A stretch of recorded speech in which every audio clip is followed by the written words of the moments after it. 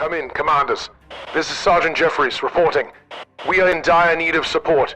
We are hunkered down in what appears to be some kind of bunker left behind by the enemy. We are low on ammunition and supplies. If possible, we could use a drop of, we could use some water, rations, ammunition especially. Oh, and some new speakers. Some bloke shot our speakers and the boys can't hear their favorite podcast, Chaos Divided with Nurgle, Schnurgle, and Blush and Noise Marine. We could really use the morale boost down here. Hurry, send it as quick as you can, please. We need it.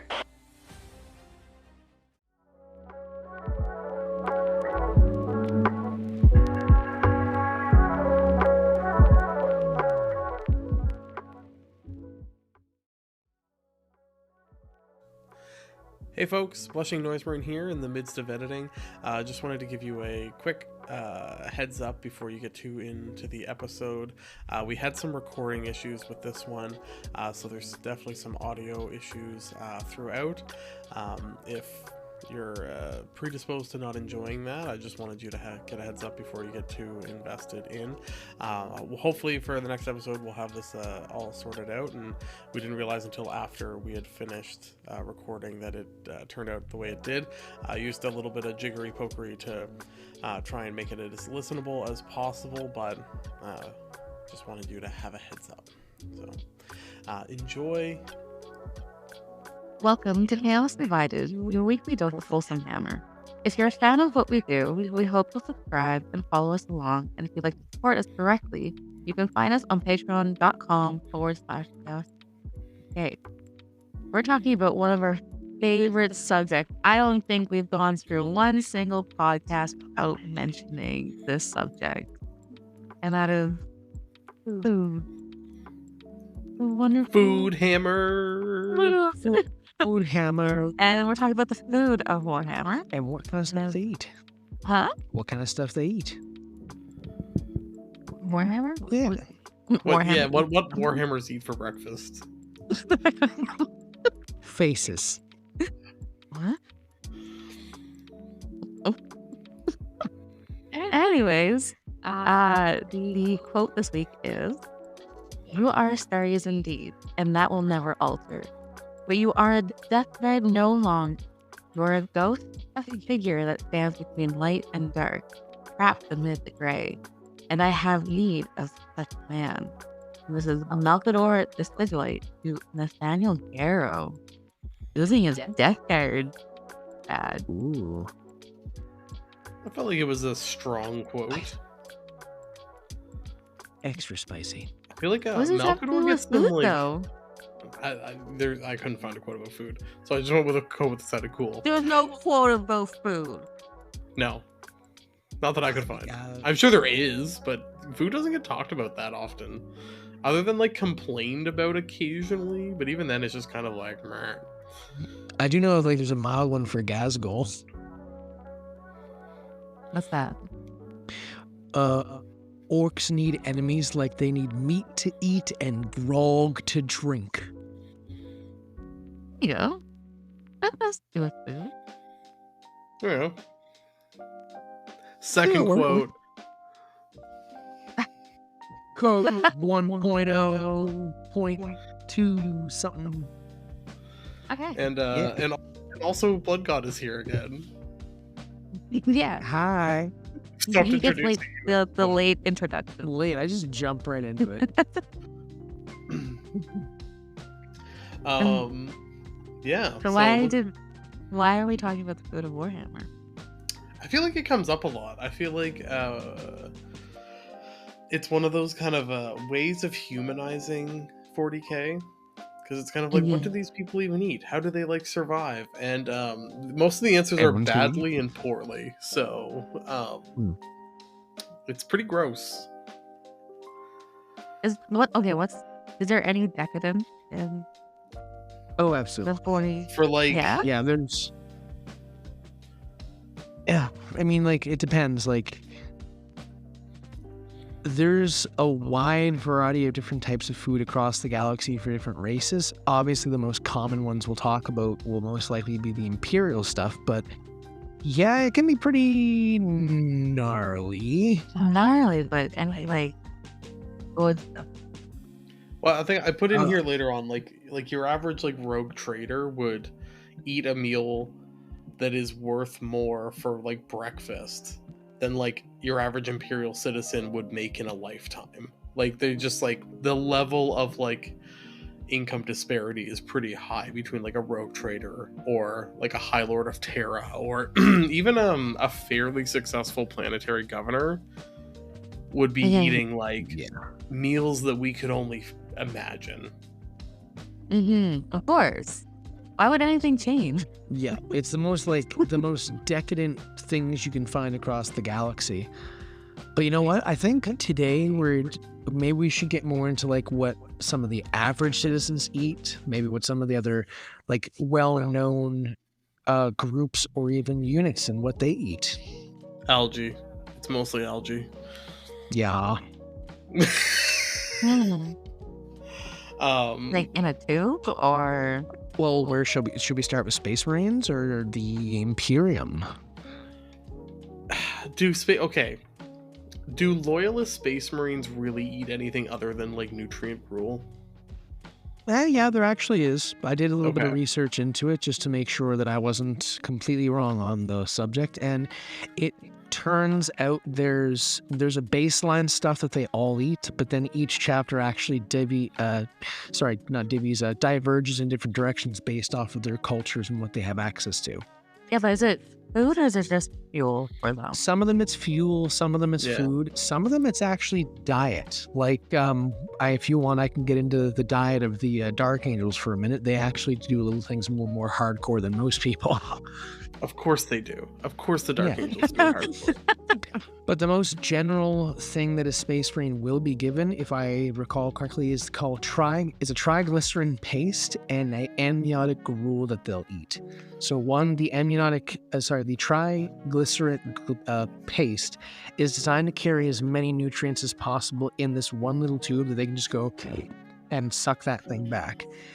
And then the gruel, the amniotic gruel, is kind of like it was described as like almost think of like stem cell pudding, but in porridge form, just concentrated. So they eat that stuff, and that gives them nutrients. It gives them the carbohydrates they need to keep going, but it also helps. Why do you tell us to imagine that? Oh no, it's what I do.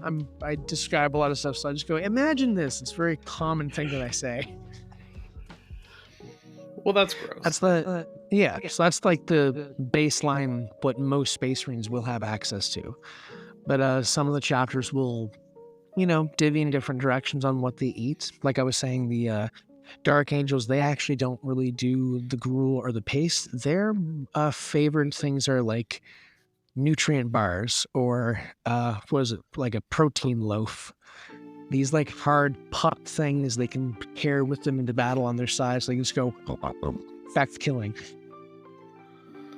Now, would you say that this pudding amniotic fluid gunk, would you call it blood pudding if it was a Blood Angels? Because they add a little bit of this, Oh, probably. They probably take a slave and squeeze a little bit of that on top of their gruel before they have a little bite of that. It's like, nutrients, delicious. I'm making a blood pudding joke here, and I feel like nobody's following me along with it. Nobody jumped on top. I get it. It's just gross. Yes, it's awful. I like blood pudding. I'm not. Yeah. We made it like. We've made it. We've ate. Yeah. No, once you make it, it's like. I can see making it ruining it. Yes. There's a lot. There's a lot of things out there that once you make it, it kind of ruins it for you, and you're just like, no. It's like, or even like say oysters. Oh, one bad oyster you don't want. It's exactly. I still have a hard time like even going near foie gras if it's available, just because like we've dealt with it so many times. We know what it looks like. We know what it is. We know where it comes from. It's just like, Oh, foie gras tasty though. That's the worst part. The worst part is actually is freaking tasty. You're like, oh, it's so bad and it's so cruel and it's so mean, and you're like, but it's good. Yeah, I mean, pigs are cute. Bacon's delicious. You're not It's like the universe's test, you know. nailing down the foot of a pig and you make that. Hey, I'm just saying the universe is testing us all the time. This is one of those tests. Like, do you really want to eat this? Yeah, you do. Just every once in a while, just a little bit of cruelty, just a little bit of malice.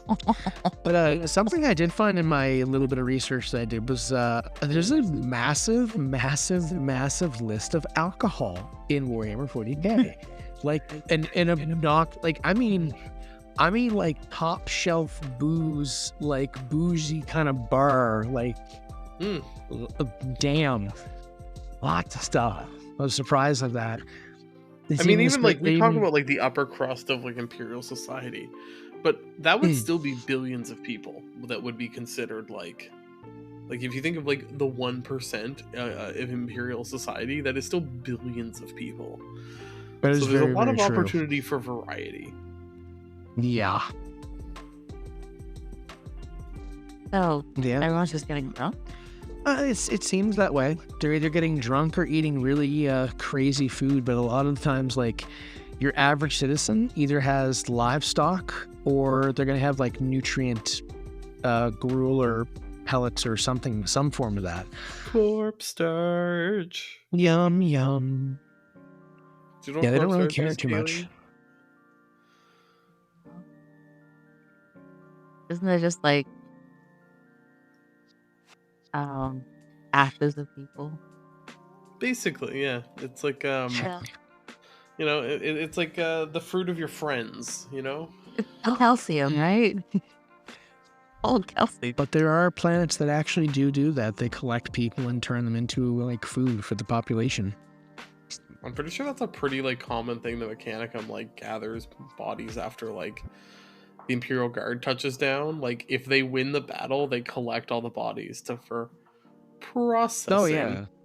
Yeah. So is it like is it like a gut? Is it like a scar? Or is it actual like or and like process? I think I've read it perishable? described as like a powder, but then I think it gets used to make other things. Yeah, Because it's not just like the bones or like it's literally just like the nutrient base of a person. Like it's more processed than just like we dried a person up and ground them up. It's like literally all the nutrients are removed from like a human body, and like what's just left is like the desiccated like carbon basically that's left. Yeah, all the good stuff is removed, turned into a powder, and then that's what you eat. Because who has all the vitamins and nutrients a person needs? A different person. Just take a human workout, right? You just put a scoop in your mouth. Good to go. Yeah. Take that human being, break them down into its constituent parts, and then there you go. You're all set. I'm pretty sure that kind of stuff ruins your brain. Cannibalism. Looking at the way the Imperium is, yeah, I agree with that statement. Yes. If we feed them enough, they'll just become religious fanatics. It's perfect. What is there's an Imperial quote. It's like blessed is the mind too small to doubt. Like the goal is not to have like critical thinking, like intelligent, capable, competent citizens. It's like literally to have people who are like subduable, that can be controlled, and will do exactly what you say when you say it and how you say it. That's mankind. Yeah. There's a small group of people. Yeah, no, the Imperium is the good guys though, right? Yeah. It's supposed to be the good guys. Oh yeah, it's a select group of families that control everything. Yeah. Every single thing. And that's how everything's passed on, by family, by rank, by who you know. Doesn't matter. Like the odd times that a regular citizen of the Imperium does have a chance to step up is one of three ways, if I remember correctly. One, they join the Imperial Guard and hope to God they stay long enough to get into a position where they can lie their way to the top and get to a cushy job. Two, they do something to help an Inquisitor where God knows what's going to happen to him after that. They could be arrested, or they could be even potentially, there's a couple stories where they turn into like the the entourage, I forget what their names are, but the entourage of an Inquisitor, where they'll end up working with and become Inquisitors themselves. They show aptitude. And the other way is kind of just death. Well, there's ascending to a Space Marine, and a Rogue Trader can also elevate you to some degree. Yeah, that's true. That takes a little more time, and it's a lot more rare, but that can happen. Yeah. Yeah, but those are like one in a, because even like the guard route, you're not going to be an officer, so you're never going to get the cushiest jobs. No. It's no wonder that in the far future there's only war. Yeah. Yeah, not a happy place. Actually, you know what? Anyone who's played the Rogue Trader game, that actually does a really good job of just showing like how disconnected, like, because you play as a Rogue Trader, and like you'll literally be making decisions in the game, and it'll be like, hey, this decision is going to lead to the deaths of like tens of thousands of people, like, and it's like you could even just be like, oh, and tell one of your underlings to handle it, because you can't even be bothered to like learn the story. Not even bat an eye. Yeah. You're just like, do I don't it. It's care, for deal with duty. it. It's like how Side quest again. Like there's a reason why in the Imperial Guard, when something goes wrong, or say a campaign, you're given 5 years to finish a campaign, and you can't finish it. You finished it in 6. You still finished it. You still defeated everybody. However, you're gonna get transferred. Every officer below you is gonna get shot in the head, and most of the people that are gonna be below them are gonna be sent to penal colonies because they didn't do it good enough. That's not even the worst possible. Can you imagine? You do it ahead of schedule. You've done everything right. You defeated the enemy with like I know what chaos. with like no, but a random squad of Grey Knights showed up to like finish the job. Oh God, no! And then they just kill everyone on the planet afterwards. Yeah. Oh. Or the final one, God forbid, say the Grey Knights don't even show up, and you beat the enemy, and you finish your quota, and you did it in like 3.5 years. Well, guess what? Now all the commissars expect you to finish every campaign in 3.5 years, no matter what, every single time. Otherwise, you're gonna get a bullet to the head. That's true. You're damned if you do. You're damned if you don't. That's why the Imperium sucks. Wow. So when you're I hate looking at them something like even more right now. Yep. They're a dogmatic, zealous, religious bunch of fanatics who, if you don't like conform to their exact cookie cutter shape of what you need, and you can't adjust to the new cookie cutter shape on the fly, you deserve a bullet in the head because there's somebody else that'll do the job better than you. Praise chaos. Yeah. Praise chaos. I mean, even depending on the Lord Commissar attached to like your guard battalion, like even just seeing a Chaos Space Marine, even if you win the battle against them, is cause for execution. And these are the poster boys. These are the poster boys. We see what hell. Yeah. No, and honestly, it's likely it'll be the Space Marines that rat out the guard that are then all going to get executed. There's a what is it called? An audio drama series called Elysia, and literally it's just an interrogation and trial of 3 guardsmen who are trying to prove their innocence to a commissar about what happened on a planet. It's nuts. They don't care about anybody. They really don't care about anybody as long as their main objective is getting done. And guess what? All those people get turned into corpse starch and added to the pile as well. So no matter what, in the end, you will still serve the Emperor as food if necessary. That's messed up. And then the Emperor, who's dead, is eating have 1,000 souls. Yes. So, 10,000 souls? So when you really think about it, the Imperium really does embody you mind, soul, and spirit. They eat your body, they devour your soul, and they take your mind away so they can use your body as servitors. There's never not a use for somebody in the Imperium because they will use you for something and then cast you aside. It's true. We haven't even talked about servitors and how messed up they are. Oh, servitors are just awful. Fun fact, They may or may not still be conscious. That's right. That's right. Because they may or don't may not always be lobotomize them right. Nope, they don't. What? What do you? So a So the- servitor you know is those- like is a person. Yeah, there's a human right. brain in You're there. saying there's a correct way and a wrong way. Yeah, there's they a don't correct always way, there's a wrong lobotomize way. them well. And then there's an on purpose kind of way. Like Yeah. raw acid or The things you get turned into a servitor for are really like can anyone make a snip? even Space Marines. Yes. Hey, here's a hypothetical. Say a Space Marine is on a mission, and he sees an opportunity to sniper out a commanding officer of an enemy force. And he asks for permission, and they say, no, don't make the shot just yet. But he sees an opportunity, and it's slipping away. He says, I'm taking the shot anyway. We have a chance to kill him. Takes the shot, turns up the commander has a force field over them, and the shot doesn't go through.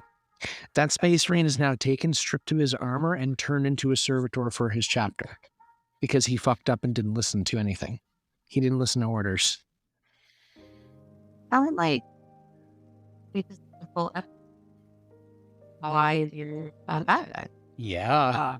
That'd be... There's no sense or but about it. We're going to need a couple episodes for that. It's true. I mean, even the like even just looking at like the reasons why people end up as servitors are like failing to bow deeply enough to an inquisitor, or like Yes. failing to like show appropriate obeisance during like to an authority figure, like just like talking back. Servitor. Or a priest. Oh yeah, you can't... So do they perform whatever right away? Oh, Well, no, Maybe they they just just hand make you over to them- the Mechanicum. They're just like, oh, you report to like this like area, and then they know what to do with you there. And you better go. If you don't go... You know what's gonna happen? Maybe sometimes, like sometimes you might have had some kind of like court, like you might be a criminal. You might have like, I don't know, accidentally like transgressed in some way, shape, or form, and had some kind of like barely trial where they told you what's going to happen. And then other times it might just be like, your boss didn't like you that much, so they send you off to for a new task. Yep. That's a good test. That's great. Well, that's what you're born into, though. It's like you didn't choose Yeah. to live this life. I know. That's why But some characters in Warhammer are so like are revered so much, because they actually treat people like humans and not like garbage. I mean, even like most Chaos Space Marines are actually kinder. As fucked up and crazy as they all are, they at least just have like a general disregard for human life and like, chaos tainted madness, and like, like the Emperor's Children do some like horrible things to people, but they know they're doing horrible things, whereas the Imperium like is like, we're doing the right thing by like Complete grinding denial. you into dust. Yeah. Even like even the Night Lord ships where the people live on there, the Night Lords are terrible people, but they can still live with the Night Lords and get along with them at some points as long as they follow all their rules. Like, yeah, the Word Bearers have a bunch of like religious zealot cultist slaves that they like burn out doing whatever they want to do, but they at least have like purpose and like have the potential to like do other things. And they're actually treated relatively decently. I mean, I've seen in the books Erebus has treated them relatively like kindly. Yeah. Because a lot of the Chaos Space Marines still believe in like, they still have a lot of the remnants of like the Great Crusade and like some belief in like, they want to destroy the Imperium, partly also to like save humanity, because they see the Imperium as like what is destroying humanity. Yeah, there are definitely some that think that way. There's Imagine chaos. Not a ton. Not a ton. Mankind. But even Chaos like saves Abaddon, I don't mankind. think hates humanity as much as like, I don't know. I think Abaddon really understands what needs to happen. he gets it. Like, when you look at him as a whole of, like, I know people want to call him Failbadon, the Armless, and da-da-da-da-da, but Abaddon has been one of those few people that hasn't been truly corrupted by chaos, and he actually understands that the Emperor does need to be killed because, well, it's very much like with the new Alpha Legion leader who's starting to come out from the woodworks said, if the Imperium can't survive without the Emperor, then humanity doesn't deserve to survive at all. What if the Emperor knew that humanity would do better without him? You know what? I don't think he did. I think he was narcissistic enough to believe that he knew best and nothing could work unless he had the reins. Unless I'm driving the car, we're not going to get to the proper destination. But I like what the Alpha Legion says. We don't need the Emperor. The Imperium is a dying husk, and it needs to have its heart ripped out and crushed. And if it still lives afterwards, it deserves to live. But if it doesn't, then it should be erased like every other species out there that has not had the chance to actually step forward and evolve, because survival of the fittest. And the Alpha Legion has been surviving for the past 10,000 years as best they can. So if someone's going to talk about survival, I think they have the right to. Even like realistically, like Chaos Space Marines are rebels fighting against a totalitarian fascist government. Yeah, like they're not the nice guys either. Chaos Space Marines, Chaos in general, bad guys do a lot of bad things. But I don't think any of them pretend that they aren't the bad guys. Definitely. It's like the Imperial... And what's wrong? Is it the pretend or... Yeah, I think there's the lack of the lie that I think makes it a little bit different. Not better, but different. Oh, absolutely. It's devil, you know. Yeah, it's like, it's even the Death Guard feel that way. Like, they don't harbor any hatred toward the Imperium or anybody else. They want everyone to love and get along because they understand what they have.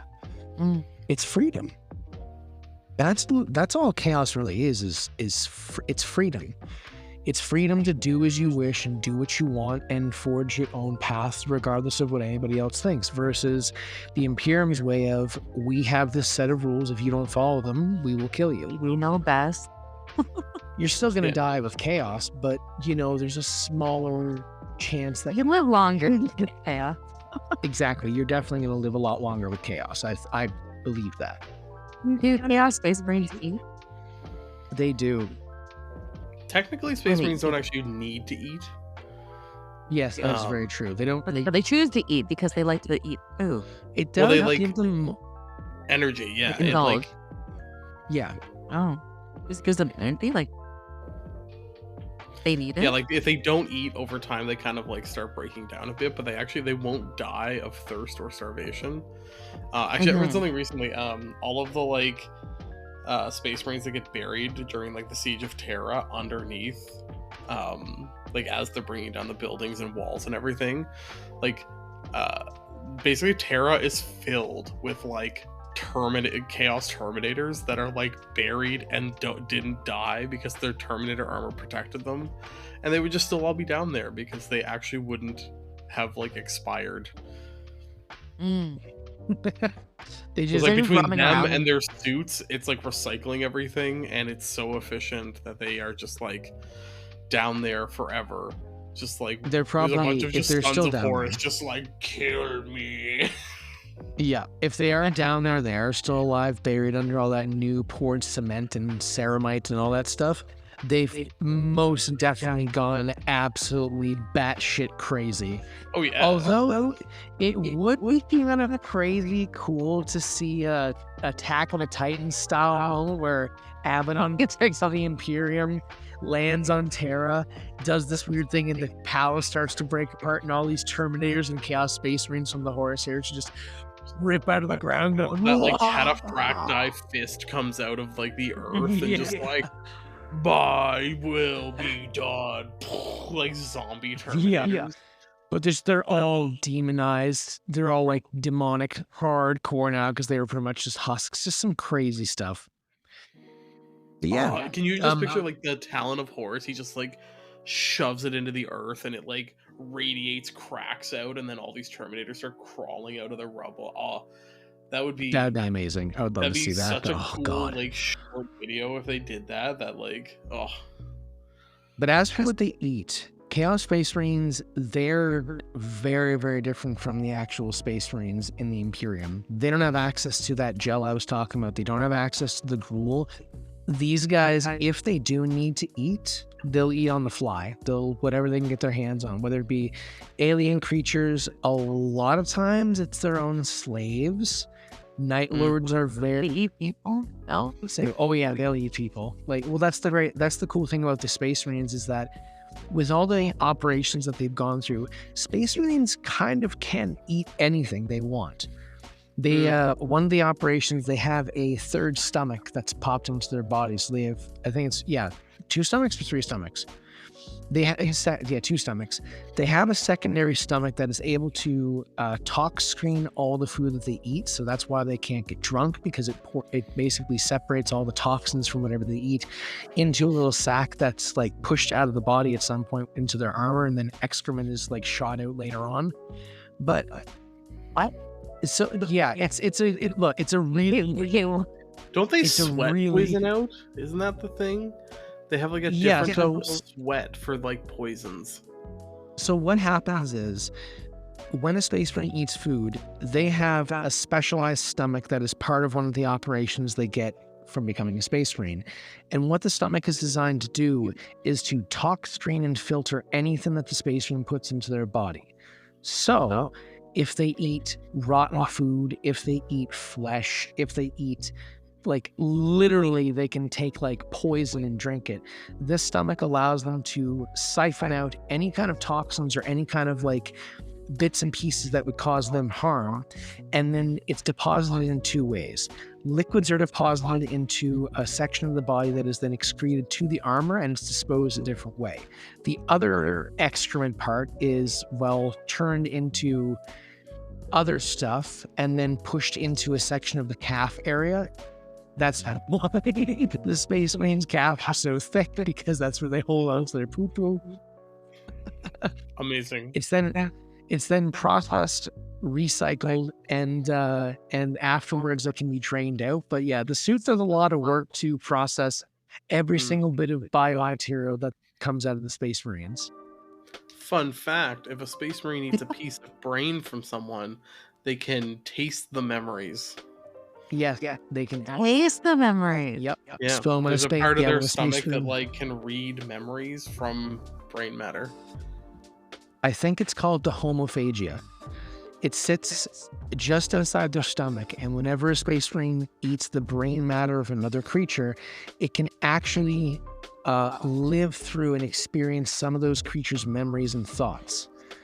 One of the first times I ever experienced it, hearing it in the books, was when Abaddon first came back to the material realm. They came onto a ship that had these Black Templars. They ate the Black Templars' brains, saw a whole bunch of crazy stuff, and they looked at Horus and they were like, dude, how long have we been gone? Like, what happened? Who are these guys? So they can learn a lot of information just by eating the brain matter of another creature, especially humans. Do they forget any of this, or is it just like how it's implanted in their... Oh, that's Space that's Marines have locked a away. photographic memory. Yeah. They forget have this. nothing.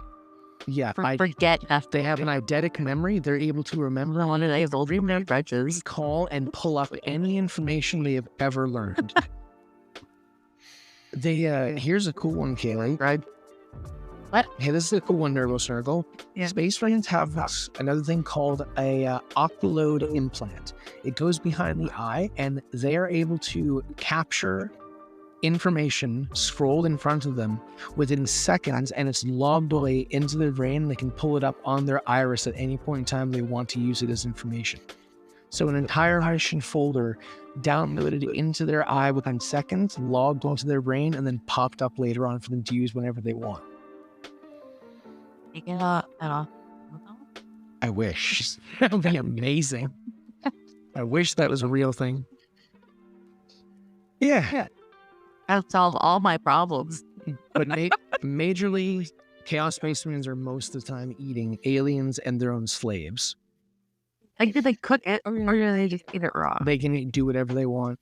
I assume Yeah. some would probably like it raw, others probably like it cooked, others probably like doing other things or having other things happen before they eat it. But generally, if they need sustenance, they'll get it. And the biggest difference between Chaos Marines versus Space Marines is Space Marines will eat food out of necessity. I need to eat. I need energy. Therefore, I must eat. Chaos Space Marines are majority of the time eating out of pleasure. Enjoyment. Is there something out there that they're delicious? Like, if I see a cross or I'm eating that night. I guess that depends on taste. Like, So it's doing like orc beef. or it could be definitely like really like fibrous. Like think like a mushroom, just super fibery. I would think, you know what, I think it would depend on the like the legion, because like I can see the Iron Warriors being pretty like they would eat what is available and like not Oh, yeah. whereas like the Thousand Sons and Emperor's Children, I can see like trying to find new and interesting like meals and like exotic foods, like, you know what I mean? See, like I don't see the they'd be Thousand looking for Sons doing that. spice. I can see the They're Thousands. They're like elk. There's like 12 of them. Prospero is like Prospero had like a whole like culinary scene, like in some of the early heresy books, like they talk about these like street like markets and like stalls, and they even like talk about the food. Like Prospero had a whole like thriving culture around food. Oh, I agree. The problem is that 99.9% of them are all dust right now. No, but the sword, I can see like, can you say like Armin be like, well, I haven't eaten anything decent in a while. Like, let's go. I mean, I can see Araman taking. So what would they throwing? What would they consider? I think, I mean, anything that would probably like you know what? Actually, I can honestly see if there was like prosperine spices that were like held in stasis, I can see them attacking just to get it.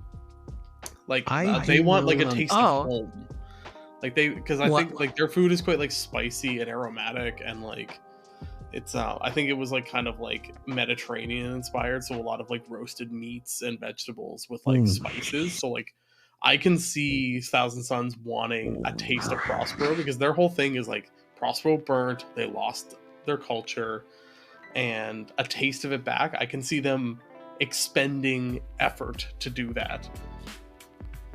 I can also see them liking sweets as well, because like in the book Prospero Burns, there was a whole scene where, just like you're describing, the downtown and all the food they were eating, they really emphasized the cakes, the treats, the strudels, the cupcakes, the like decadent cream-filled desserts. That's what I love. Magnus has a sweet tooth. Oh God, yes. I'm imagining him and Araman and three other like Prospero. The Space Wolves. Who ironically are also like one of the more food obsessed Space Marine legions, because they have their whole like I mean, they're the only ones that like well, actually them and the Sons of Horus created their own alcohol that they could actually get drunk off of. They have a whole bunch of like feasting rituals. So the Space Wolves eat well. They eat a lot of like meat. Yeah, tons of meat. They made their own. Yeah, and I think it was Abaddon made like the first demon brew that actually made Chaos Marines drunk too. Yeah, that was Demon brew. Oh yeah, he talks about the entire process in the book. I think it's the Talon of Horus. He talks about the entire process of how he distilled the fluid from the ship and he puts demons in there and grinds them up and distills them and takes their drippings and filters it through this thing. And the guys are like, this is really good. I'm trying to think of like, you know what? I bet you the Alpha Legion throws good parties, because you would never know about them, but you know they have. I see them like charcuterie type of. Well, I was just about to say that you know they have their James Bond moment where they like throw lavish parties and like have a bunch of like, because they're also big on cultists, so you know they have people that can just like zhuzz up a place for them and like, you know, when they have the means and resources, you know they throw fancy dinner parties. Yeah. But guys, it's always a masquerade, and they're all wearing Alvarius' face. Yeah.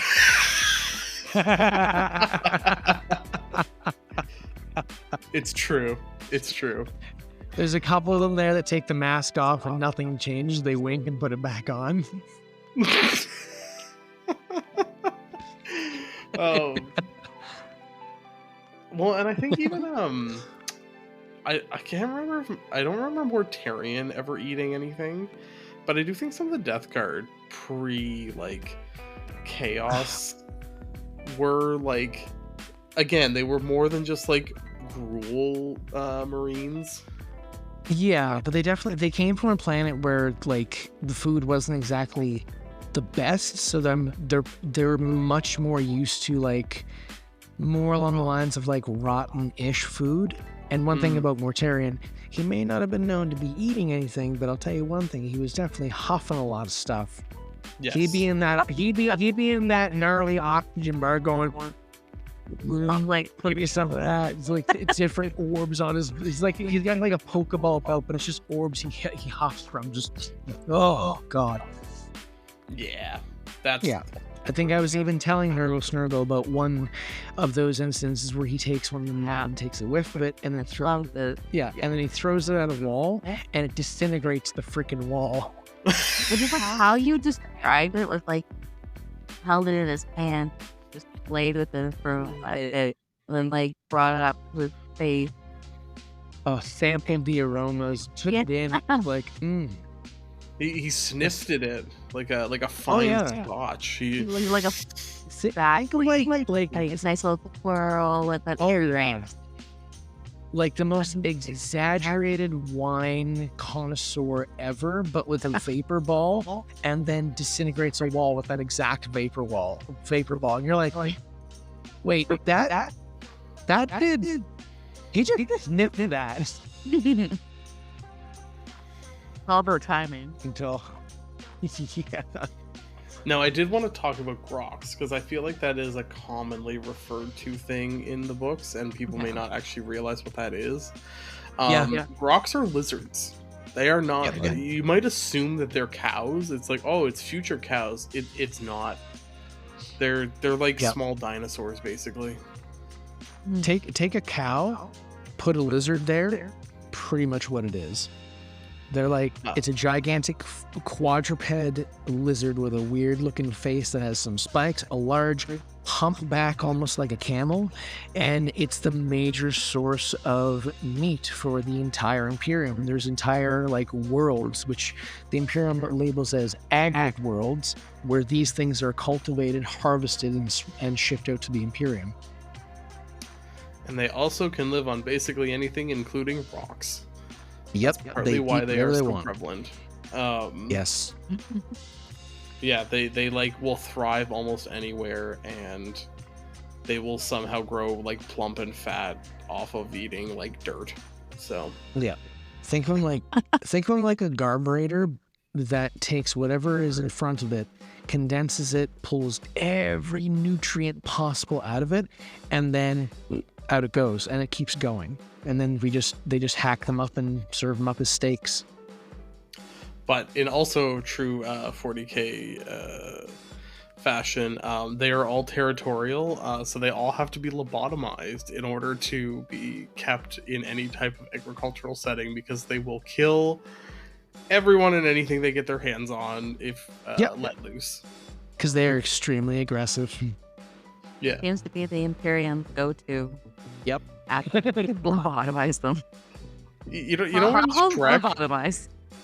When Lord Farquaad says, "Some of you may die, and that is a risk I'm willing to take," that might as well be the Imperium's like slogan. Many of you will die, but that is a risk I'm willing to make.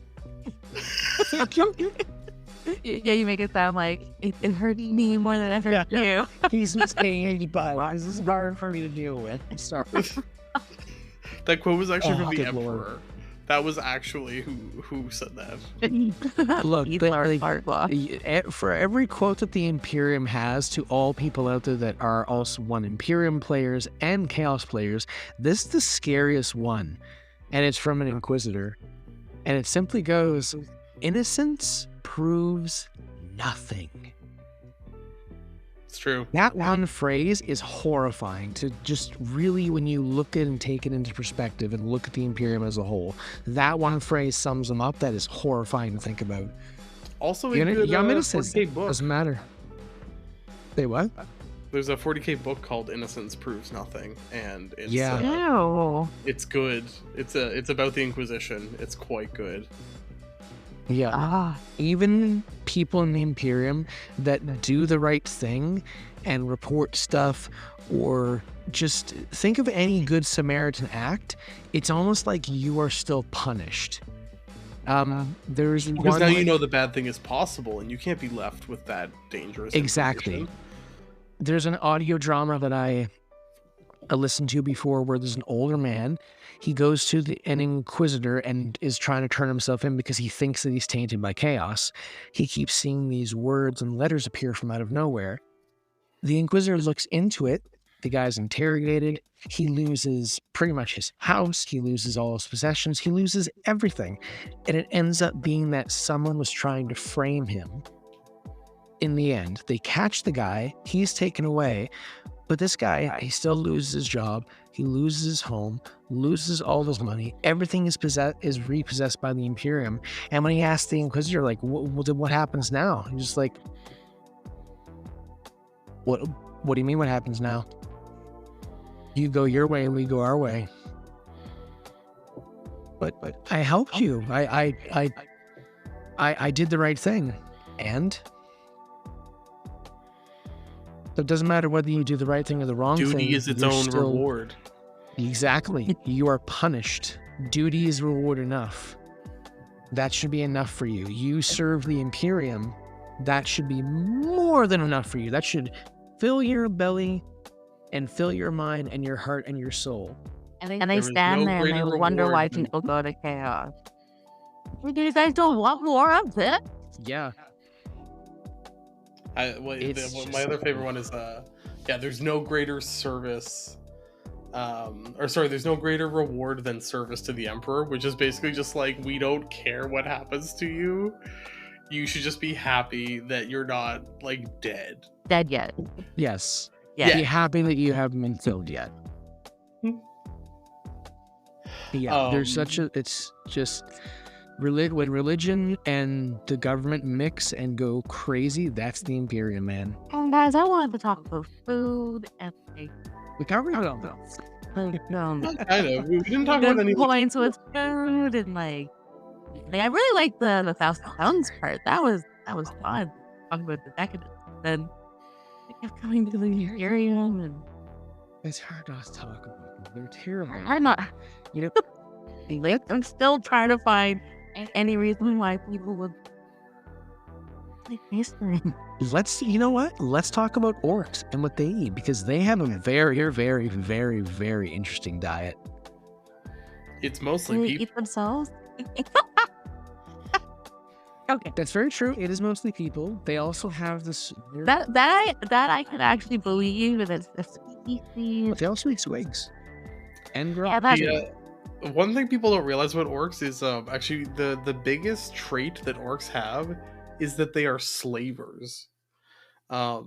They like once the battle is over,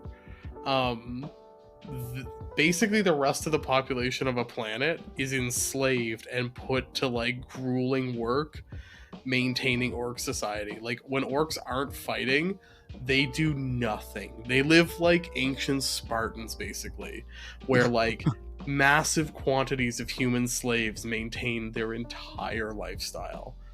So they, oh, they don't lift a finger. They just fight. yeah, they just fight and brawl and They don't build. They don't do anything. yeah. And Oh. They only And you know build if they what? want to, but they usually also Right. make their slaves do all the work. And every now and then they'll grab a slave and bite its head off, swallow part of its arm, throw it back on the ground, tell the rest of the slaves to pick it up and move on. Yeah. Is it mostly humans? That and squigs. They really, really, really enjoy eating squigs. Like just the part of ordinary. Yeah. It's Don't they have a some kind of brew thing they make too. There's like there's a special drink they make. growl. Hmm. That's what they call it. It looks like this green, black, kind of purpley, shiny. It looks like tar. It basically looks like tar. And they drink that stuff with the eating of humans and especially squigs. But the thing is, like, orcs really like squigs because the fact they are orcs, therefore they can, believe whatever they want. So if they believe that the, squigs taste like chicken, squigs suddenly taste like chicken. They want beef, tastes like beef. They can, there's if I remember correctly, back in the day, orcs had a list of all the different types of squigs they could use, like the hair squigs, bagpipe squigs, bag squigs, pants squigs, shirt squigs, and there was an entire list of different types of squigs that they would eat. Squishy squigs, squiggly squigs, spaghetti squigs, and they would mix and match all these different squigs together to make different kinds of food. Yeah. I like that. Are there? Also not the good guys. We know who the good guys are. What are you gonna say? There are Nervous no good Noodle? guys. Can name a couple. Are there restaurants or are there eateries that people gather together to eat, or is it just whenever they want? No, there'd be eateries and if you picture of a hive world, the quality would increase over as you ascend up the hive. In an underhive, you might have the garbage dump is also the cafeteria, whereas as you move up, you would have more Preparation. institutionalized cafeterias that would then become more of a market area in your kind of middle class part of the hive, where you're administratum workers and your factory managers and your guard officers live.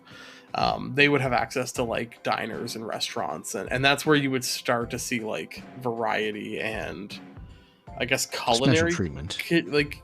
Considerations would start to appear. Would probably be in your middle class, which in the Imperium isn't huge. It's a pretty steep pyramid, we'll say, where the vast majority of people live at the bottom, and it very quickly there isn't a ton of people that aren't at the bottom. Wouldn't that just be a fat bottom? Yeah. It wouldn't be the sushi. Well, so I mean, but the grade going up is pretty intense. It doesn't. Yeah, it could be where you have now the pyramid goes up, it's really big and then it tapers off. Right in the center, there's this giant that goes all the way to the top, and that's pretty much what it is. You have this group of people on top who equal out or but also even then, it really depends on the planet that you're on. A governor of a hive world is probably going to have a lot more decadent food than a governor of an agri world, because they're dealing with very different things. And when we also remember that in the Imperium, entire worlds are dedicated to doing one thing and one thing only. That's it. Now, I think it would depend on the agri world. If your agri world is a continent level, we just grow wheat, then no, you probably don't have access to a lot of decadence. But some agri worlds are actually kept more pristine than that, and actually have orchards and vineyards, and they have more traditional livestock, and those would be because your upper classes do need those foodstuffs created as well. So if you're on an agri world that isn't just Wheatlandia or Groxland, then you would also have access to what is produced on your own planet. So you would have access to they call it Amasec. Welcome to I Apple think World. Kind of what the wine equivalent is.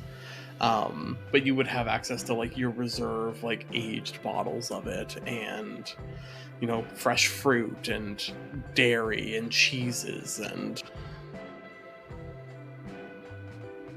Yeah. I was gonna say, like, even your less important than the planetary governor would also have access to that because it's grown on planet. The expensive part is transporting it.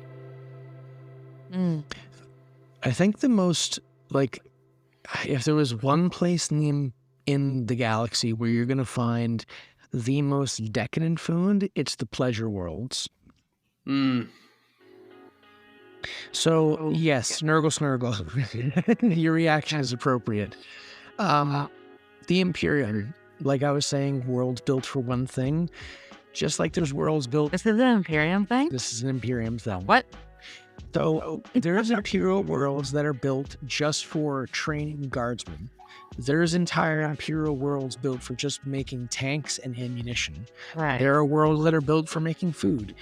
There are also worlds that are entirely designed for people to come and have a good time.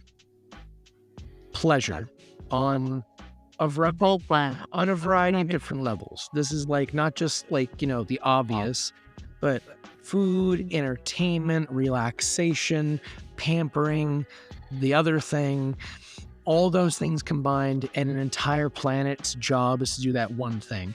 Ergo, food. It's probably one of the few places in the galaxy that you'll... Why would you want to leave that one? No, they still got jobs to do. But that's where Inquisitor lords that have earned a sabbatical spend a year or two, this is like your the Imperial Army generals that have been successful over numerous campaigns, your planetary governors that just need to get away, the High Lords of Terra when they need a break, your rogue traders, your and this isn't like a weekend getaway. Like what? This isn't like a weekend getaway. This is like I'm gonna go to this world for like a year and then come back. I need to recharge my battery. But it's also like Imperial Society is also like feudalistic. So this would also be where like your business deals and your inter-family marriages and would be negotiated. Your network.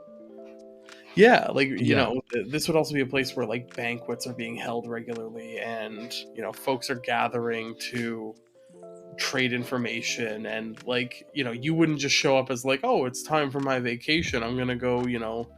You would show up with your entire like tens of thousands of retinue that would also be dispersing amongst the planet to figure out what's going on and gather new opportunities. Like to show up at one of these is really like, it's similar to like going to court in like a medieval setting. Yeah, you're still there having a good time and enjoying yourself, but just like in any medieval thing, you're still doing business. Duty. Yeah. Because the other side of it is the Inquisition is also still watching. Yep. It's like, we gotta be careful. We can't be... So they say the Eye of Paris was all, but the Eye of Tyrion was all? No. If it wants to, it can, literally. Is there like an eye or security? It's the Inquisition. No, but like, do they have like security cameras? They know exactly what you're doing, where you are. Oh yeah, like because the Inquisition wouldn't so much like they wouldn't operate it themselves. It would just like there would be an inquisitorial agent on the security team who relays anything suspicious to an inquisitor. Like they buy assets and resources. Like they operate more like a spy ring than they do. Like they aren't directly like, you aren't like, oh, the security team has an inquisitor on it. It's more just like the Inquisition hears and sees everything that happens that could be considered like suspicious or important. Right. They just want to know what's out of line. Exactly. And they don't care what you're doing because they already know you're going to be doing one thing. But if you do another thing, well, they're watching. And they have agents in your heart, it's everywhere. Yeah, they got agents everywhere, so they can do this whenever they want, whenever they feel like. And most likely, you're not even going to know what's happening. You could have an inquisitorial agent standing right beside you. It could be your officer, your main guy, and you wouldn't know. What about like relationships? Okay with both? Yeah, they're okay with him. I mean, depending, I assume some of them probably frown upon it, depending on what faction they belong to, where others maybe not so much. Okay, so Garrett, Yes. you're in the 41st millennium. Yes. So you take me on a date. Yes. Go ahead. A bunker. What are we eating? Rations. Oh, top shelf rations? Yeah, Or- top shelf rations. I'm looking at it going, this is our first rate, we are going to survive. Yeah, the rations are only older than your great grandfather, so Still eating that. Still eating reasonably it. fresh. Don't even care. I'm eating it. We'll live. You put me in the U40K universe, every single fiber of my being is shifting from whatever I'm doing to absolute survival at all costs, because that is a horrible universe. The only universe that the fans don't want to be a part of. It's true. How do the Tau eat? They actually live like a very modest life. Like the irony is actually that the way the Tau live and function is actually very, even though they are like so chaos, like they're so psychically insensitive, they don't affect chaos. They still live like what the Emperor wanted for humanity. Like they live very like Spartan lifestyles. They don't have a lot of materialism. They live in like, for the most part, even like the ethereals don't actually live that well, like by even like a moderate human standard. They, like Jared said, they eat basically like ration equivalents of like everything is shared.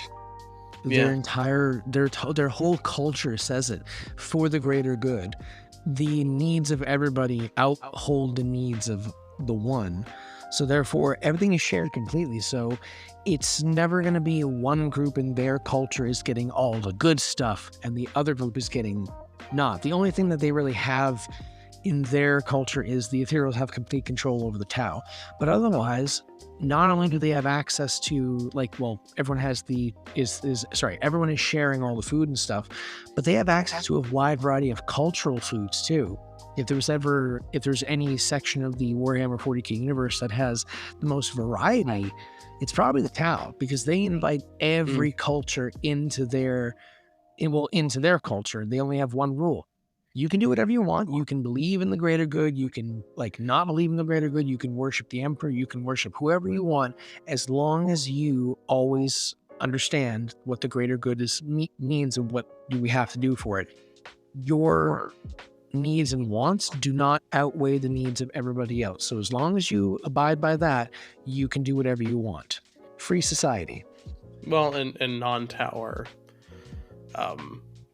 they are treated worse. They are considered second-class citizens. Like, they are not given the same privileges or responsibilities or respect as the rest of like Tau society enjoys. Yes. But yeah, they do. For the most part, they are allowed to keep their culture and customs. They are expected to assimilate within the greater good. The other thing they do, if you do like agree to join the Tau Empire, they completely remove you from the planet you're currently living on and put you into a like older Tau planet where you are the minority, so that you will forcibly assimilate into their culture. Oh. Yep. Yeah. There's no option. They don't really give you much of an option. Yeah. You don't get to join the Empire and then continue to live your life as you had been. They literally transport you off the planet and put you scatter you throughout the Empire. And then they'll actually take some of their people and put them on your planet and mix them all around. Yeah. They'll colonize your planet like fresh, and they'll leave it as an entirely Tau settlement for like centuries as it develops. And all of that is assimilated into their culture. Therefore, they get all sorts of new types of food and all sorts of new types of tech. And that's why there's a weird Tau chaos god too. So, yep, that started to become the thing. what's it called? Talvana. The Jen. there's a warp entity that is the greater good. Yes. But besides that, generally, everything else in the galaxy of Warhammer 40k from what we know of either eats people or all the other races, or they devour everything's souls. So that's like top menu priority right there is flesh of the living and souls. I don't like to believe they have a flavor. I believe it's really just all about the texture. You know? Like, you know, how it feels going down, just like satisfying. Like I some don't know, souls you are gotta different think, than like- others. Like, you know, Slanesh is eating every one of those Eldar souls and savoring the unique flavor it brings. Right? Yeah, that's fair. Maybe souls are just different. Maybe human souls don't really have much. Orcs. We're probably greasy. Yeah, we're extra greasy. No, Mechanicum is greasy. They're just like, that's like deep fried. Do they have souls? Yeah, they still got Yep. souls. No. Still got those. I imagine Mechanicum is deep fried.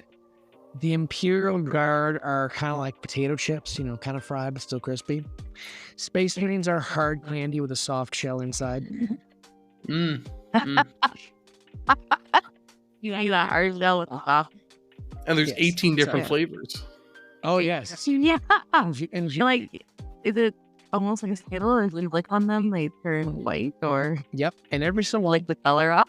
often you find a primo pack that has like a completely different flavor. They're like thousands of them all over the place. You just gotta look really hard. You get about 1,000 of them in a little bag, but they're good to go. Can they melt in your hand? They crush really well. Let me see what else. Can't get Necron cells anymore thanks to somebody hogging them all. Orc souls. I feel like Tastes orc like souls are mushrooms. just kind of like tough. It's like Like chewy leather. It's a Yeah. mixture of beef jerky, but tastes like mushrooms and dirt. yeah, it's like a very earthy jerky. Yeah. Yeah. With this like weird like why does it smell like it has alcohol in it, but there's nothing in it? I'm gonna have another one. Yeah. Why not? Cow souls Eldar. taste like you know, like that like puffed rice cereal where like as Mm. soon as Yes. you put it in Yes. milk, it just kind of like turns into nothing. That's a Tau soul. Weirdly, I would like that. I really like puff ice puff cereal. It like actually Okay. doesn't have any nutritional value to it too. It's just like it's literally eating nothing. Okay, hear me out. Like Hear an me out. expanding styrofoam. Hear me out. Eldar. Yeah. All of the Exodites, the Dark Eldar, and the Harlequins, and the Inari all combined, soul flavoring, pixie sticks. Yeah. Sugar rush. Depending on which one you eat, which faction, they're all different flavored pixie sticks. Like, ooh, I'm gonna have an Exodite. Blue raspberry, yum. What about a chaos space marine? Salt and bitter extract. That's what that tastes like. See, even the Chaos Gods don't want them. Really just like smelling salt? Well, the Chaos Gods don't want their soul. It's like a last resort kind of deal, you know? It's like, okay, you already have fed their me enough souls. souls.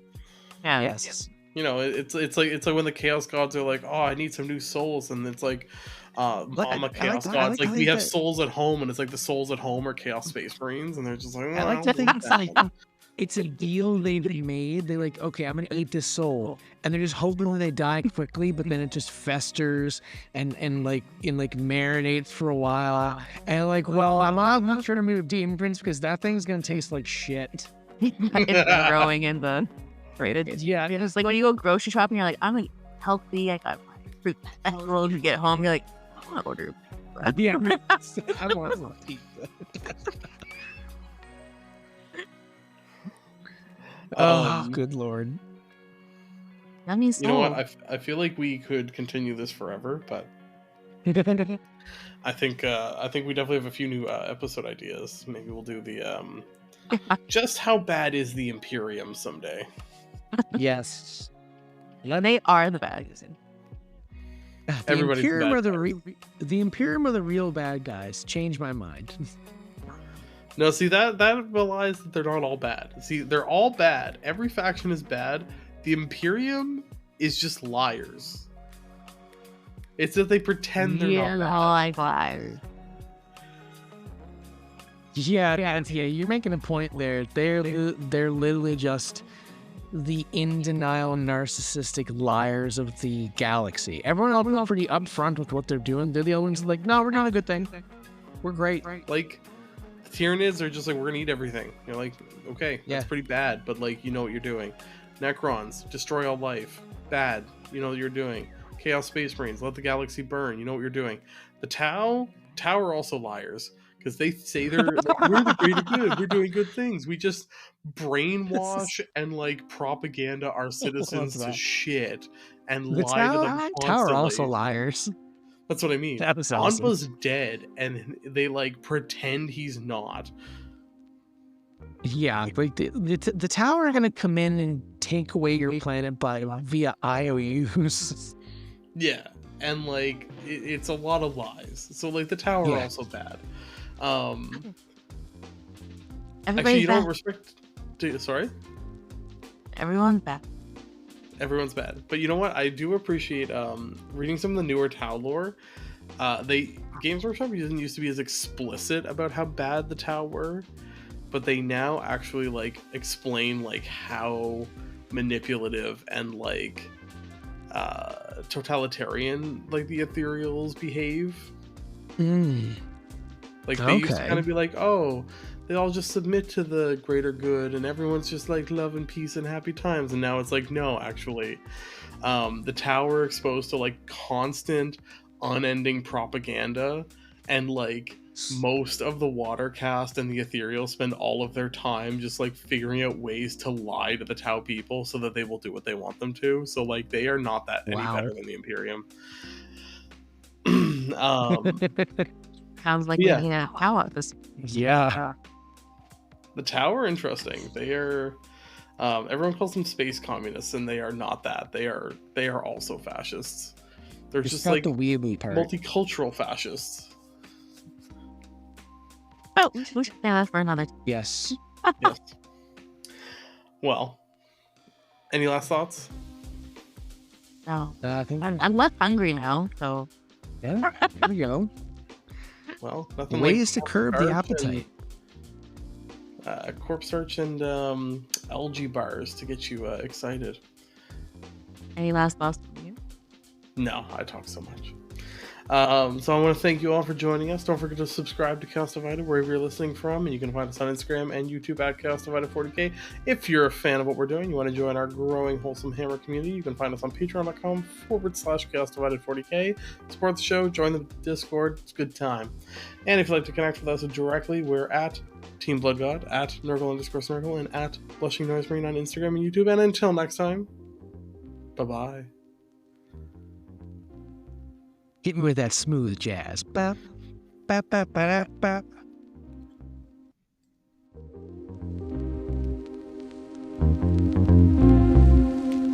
Thank you.